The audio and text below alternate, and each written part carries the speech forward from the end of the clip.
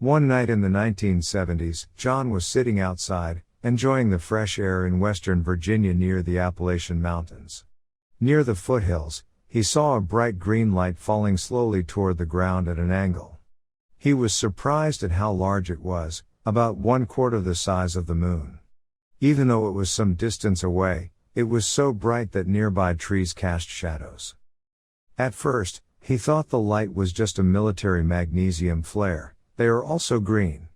But military flares usually flicker as they burn, while this light was steady.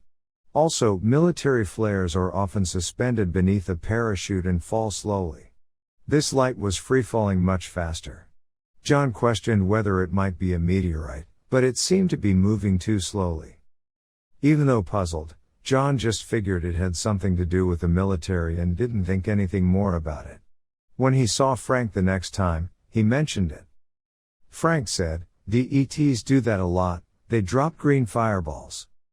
Puzzled, John asked, "Why do they do that?"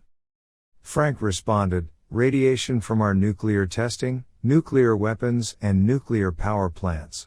Humans are poisoning the Earth's atmosphere with radiation. The ETs can't directly interfere, but they can help by neutralizing it.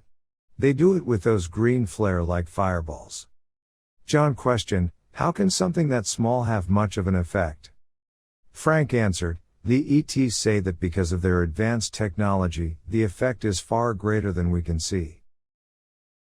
Although John can't be sure about what he saw, several reports confirm a connection between green fireballs and ETs.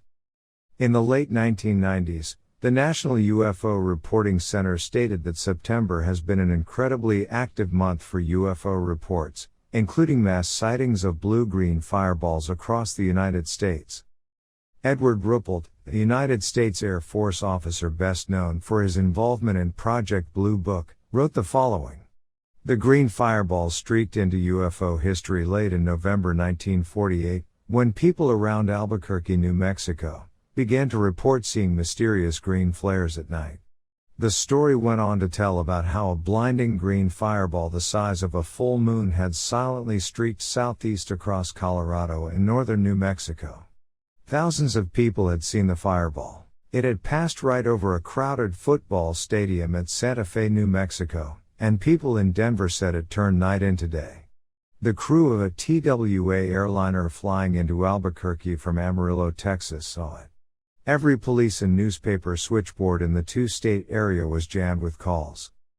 Ruppelt also reported that an Air Force intelligence agency concluded that the green fireballs were not military flares and were not meteorites.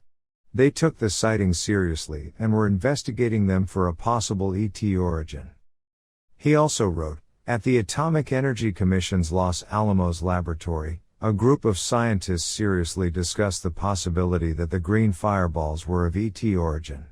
Many UFO researchers consider green fireballs to be some of the best examples of ET activities.